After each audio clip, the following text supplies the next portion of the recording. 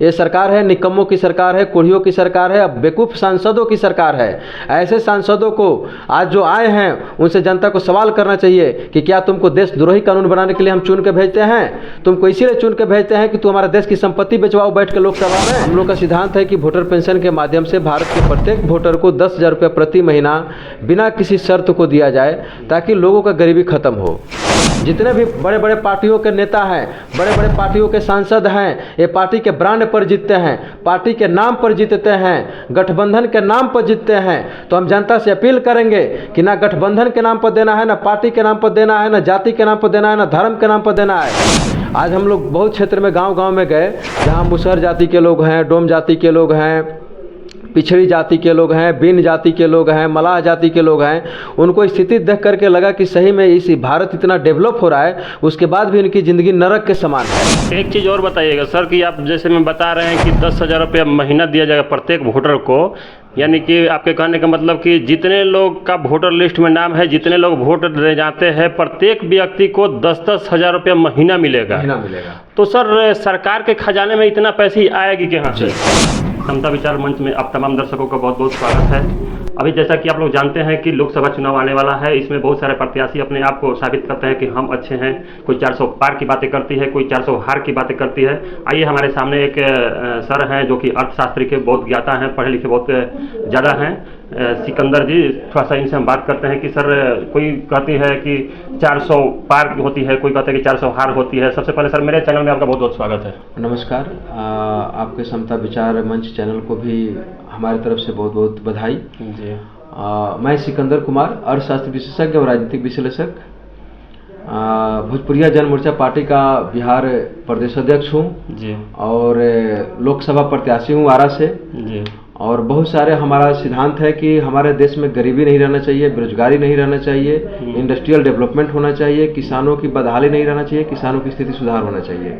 ये बहुत सारे मिशन लेकर के जिसको हम लोगों ने लगभग 10-15 साल अध्ययन किया है और इस पर हम काम कर रहे हैं। इस विचार को लेकर के जनता के बीच हम जा रहे हैं और जनता बहुत काफ़ी सराहनीय कदम के साथ हमको सपोर्ट कर रही है। हर जगह पूरा भरपूर सहयोग मिल रहा है। लगभग अभी तक ले 600 गांव में विजिट कर चुके हैं। 600 गांव से हमको बहुत अच्छा रिस्पांस मिला है। सारे लोग को वोटर पेंशन चाहिए, आर्थिक आज़ादी चाहिए। अभी तक राजनीति आज़ादी मिली, जिसे देश के नेताओं को और अफसरों को आज़ादी मिली, लेकिन आर्थिक आज़ादी जब मिलेगी तो उससे हमारे देश की आम जनता को आज़ादी मिलेगा। अच्छा, हमको बताइए सर कि गरीबी कैसे दूर हो सकती है? देखिए, गरीबी आज दिन पर दिन गरीबी बढ़ते जा रही है। अमीरी गरीबी के खाई बढ़ रही है। एक तरफ लगभग पिछले 10 साल में 250 लोग खरपति हो गए देश में, और उसी 10 साल में लगभग 100 करोड़ के आसपास गरीबी रेखा के लोग नीचे चल गए। जो खुद प्रधानमंत्री बोले कि 2024 में कि लगभग हम 90 करोड़ गरीबों को अनाज बांटते हैं। तो अनाज बांटना मतलब एक गुलामी की प्रतीक है। हम लोग कहते हैं कि भाई अनाज बांटने से गरीबी नहीं खत्म होगी। देश की खजाना में जो देश में पैसे आ रहे हैं, हीलियम, पेट्रोलियम, अब्रक, कोयला, सैटेलाइट, गंगा, सोन के बालू, बहुत सारे पत्थर, जंगल, बहुत सारे सोर्स से इनकम से हमारे देश के खजाना में इनकम होता है, जो देश के हर नागरिक को बराबर मिलना चाहिए। हम लोग का सिद्धांत है कि वोटर पेंशन के माध्यम से भारत के प्रत्येक वोटर को 10,000 रुपये प्रति महीना बिना किसी शर्त को दिया जाए ताकि लोगों का गरीबी खत्म हो। जिस तरह किसी इंसान में अगर ब्लड बहुत कम हो जाता है तो कितना भी आप खिला पिला दीजिए, ब्लड नहीं बनता है, अलग से ब्लड चढ़ाना पड़ता है। उसी तरह हमारे देश की स्थिति हो गया है जनता का। इतनी गरीबी बढ़ गई है कि अब उनको रोजगार के माध्यम से या फिर कुछ करके संभव नहीं है कि उनकी गरीबी को ख़त्म किया जाए। इसलिए वैकल्पिक जो इनकम की स्रोत है वो हमको देना ही पड़ेगा हमारे देश के नागरिकों को, क्योंकि एक तरफ ऑटोमेशन बढ़ रहा है और दूसरे तरफ जनसंख्या भी बढ़ रहा है। मशीन भी बढ़ेगी और जनसंख्या भी बढ़ेगी तो दुनिया के कोई सरकार सबको रोजगार नहीं देगा। रोजगार नहीं देगा तो इनकम नहीं होगा, इनकम नहीं होगा तो गरीब तो बनना ही है। आज हम लोग बहुत क्षेत्र में गांव-गांव में गए जहां मुसहर जाति के लोग हैं, डोम जाति के लोग हैं, पिछड़ी जाति के लोग हैं, बिन जाति के लोग हैं, मलाह जाति के लोग हैं। उनको स्थिति देख करके लगा कि सही में इस भारत इतना डेवलप हो रहा है, उसके बाद भी इनकी ज़िंदगी नरक के समान है। झोपड़ी है, मट्टी क्या है, रहने का नहीं है, धूल पूरा पड़ रहा है, मतलब बहुत। उन लोगों को तो दूसरा ऑप्शन भी नहीं है। मुसहर जाति के लोग, चाहे बिन जाति के लोग, चाहे आपको डोम जाति के लोग, और बहुत सारे ऐसे लोग हैं आपको आदिवासी लोग, जिन एक तो शिक्षित भी नहीं है, दूसरे बात है कि वहाँ माहौल भी नहीं बन रहा है, लोग की अपनी खेती बाड़ी भी नहीं है, जॉब भी नहीं है। अब मजदूरी चाहेंगे तो धान कट जा रहा है, हार्वेस्टर से मजदूरी भी नहीं मिलेगा, गड्ढा खोना जा रहा है जेसीबी से, उनको भी मजदूरी नहीं मिलेगा, गेहूँ कटाया जा रहा है हार्वेस्टर से, वहाँ भी उनको अनाज नहीं मिलेगा। तो उनकी स्थिति बहुत दयनीय है। ऐसे लोगों के लिए वोटर पेंशन के कानून बना करके भारत के हर एक वोटर को बिना जाति धर्म का भेदभाव किए 10,000 रुपये प्रति माह देना जरूरी है। जो संसद में 2005 से याचिका पेंडिंग पड़ा हुआ है, 137 सांसद भी साइन कर चुके हैं। 2007 में बहस भी होना था, लेकिन सांसदों ने इनकार कर दिया। 2011 में गोयल कमेटी एक गठित की गई, 11 IAS का, उन्होंने 11 IAS के कमेटी ने दीपक गोयल अध्यक्षता में की गई थी।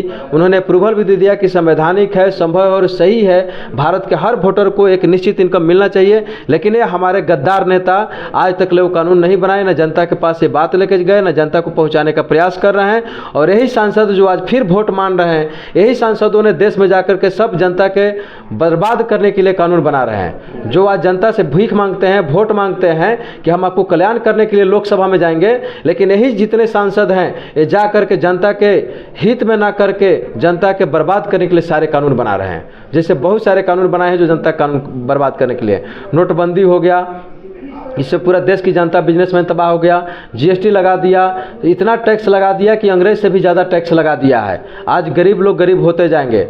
प्लास्टिक बंद किया, उसमें बहुत सारे लोगों का ठेला गरीबों का उलट दिया, क्या क्या किया, आज प्लास्टिक चल रहा है। आपको ड्राइविंग लाइसेंस का फीस इतना महंगा कर दिया। मोटर व्हीकल एक्ट में बहुत सारे कानून ऐसा बना दिया कि लोग तबाह होते जा रहे हैं। इसके बाद आपको कोरोना में सारा जगह सिस्टम फेल हो गया। लोग देखिए 2-2 हज़ार पैदल चल दिए। ये सरकार है, निकम्मों की सरकार है, कोढ़ियों की सरकार है, अब बेवकूफ़ सांसदों की सरकार है। ऐसे सांसदों को आज जो आए हैं उनसे जनता को सवाल करना चाहिए कि क्या तुमको देशद्रोही कानून बनाने के लिए हम चुन के भेजते हैं? तुमको इसीलिए चुन के भेजते हैं कि तू हमारा देश की संपत्ति बेचवाओ बैठ के लोकसभा में। और ऐसे ऐसे कानून बना करके रेलवे बिक गया, हवाई जहाज बिक गया, बंदरगाह बिक गया, रोडवेज बिक गया, आपको एयरलाइंस बिक गया, आपको LIC बिक गया, बहुत सारे बैंक डूब गए। अब बताइए कि ये सांसद कितने बुद्धिमान है जिनको हमने चुन के भेजा है जो बैंक तक डुबा दिए। लोग कहता है कि बैंक क्या आप बैंक है, मतलब बैंक के पास इतने पैसे होता है कि बैंक कभी नहीं डूबेगा। जिस देश में चुने हुए सांसदों ने बैंक को डुबा दिया, आज भी वोट मांगने आए हैं सांसद। इन लोग को शर्म आना चाहिए कि हम जाकर संसद में क्या कानून बना रहे हैं। जनता को सवाल करना चाहिए, क्योंकि ये दोबारा नहीं आएंगे, फिर जाएंगे 5 साल बाद। अभी लूट के जाएंगे, पैसा बांट के जाएंगे, साड़ी कम्बल बांट के जाएंगे। इनके दलाल सभी जगह छोड़े हुए हैं। जितने भी बड़े बड़े पार्टियों के नेता हैं, बड़े बड़े पार्टियों के सांसद हैं, ये पार्टी के ब्रांड पर जीतते हैं, पार्टी के नाम पर जीतते हैं, गठबंधन के नाम पर जीतते हैं। तो हम जनता से अपील करेंगे कि ना गठबंधन के नाम पर देना है, ना पार्टी के नाम पर देना है, ना जाति के नाम पर देना है, ना धर्म के नाम पर देना है। वोटर पेंशन कानून बनाने के लिए हर वोटर को वोट देना है। अपने बाल बच्चे के भविष्य देखिए, अपना भविष्य देखिए, अपने बुढ़ापे के सहारा के लिए कुछ व्यवस्था कीजिए, गरीबी से निकलने कीजिए। बेरोजगार युवक, बेरोजगारी को दूर करने के लिए वोटर पेंशन आएगा तो आपको बहुत सारे मदद मिलेगा, आर्थिक मदद मिलेगा, उसके लिए वोट कीजिए। ये नेताओं के कहने पर वोट मत कीजिए। अच्छा, गद्दार हैं। एक चीज़ और बताइएगा सर कि आप जैसे में बता रहे हैं कि 10,000 रुपया महीना दिया जाएगा प्रत्येक वोटर को, यानी कि आपके कहने का मतलब कि जितने लोग का वोटर लिस्ट में नाम है, जितने लोग वोट दे जाते हैं, प्रत्येक व्यक्ति को 10-10 हज़ार रुपया महीना मिलेगा। तो सर सरकार के खजाने में इतना पैसे आएगी कहाँ से? बहुत सारे पैसे सरकार के खजाने में। जमीन नहीं बढ़ता है लेकिन पैसा बढ़ता है। हर 5 साल में पैसा 1.5 दुगना हो जाता है। तो जो पैसा दुगना होते होते आज 370 लाख करोड़ का अपना GDP हो गया है। 370 लाख करोड़ में से मात्र 170 लाख करोड़ अगर हम जनता के बीच में बांटते हैं तो प्रति वोटर 10,000 रुपया पड़ेगा। 97 करोड़ वोटर हैं। 97 करोड़ में मोटा मोटी 2-2.5 करोड़ सरकारी नौकरी, प्राइवेट नौकरी में है। इसके बाद लगभग 1 करोड़ इनकम टैक्स पे ही हैं, उन लोगों को नहीं मिलेगा। बाकी आम जनता जो गरीब है, बेरोजगार है या किसी जाति धर्म के हो, सबको मिलेगा। देश की खजाना में पैसा की कमी नहीं है। हम एक अर्थशास्त्री हैं, हमको सब पता है। इसलिए सारे सांसद मिलकर के या पार्टी पॉलिटिशियन ये आम जनता को बेवकूफ़ बना सकते हैं, एक पढ़े लिखे अर्थशास्त्री को बेवकूफ़ नहीं बना सकते हैं। इसलिए जनता को इसी का हक की लड़ाई मांगना चाहिए। रोड बनाना तो कॉमन बात है, पुल पुलिया बनाना कॉमन बात है। हम रोड बनाने के पैसा छोड़ दे रहे हैं। आज अगर देखा जाए तो प्रति वोटर सरकार 29,830 रुपया खर्च कर रही है।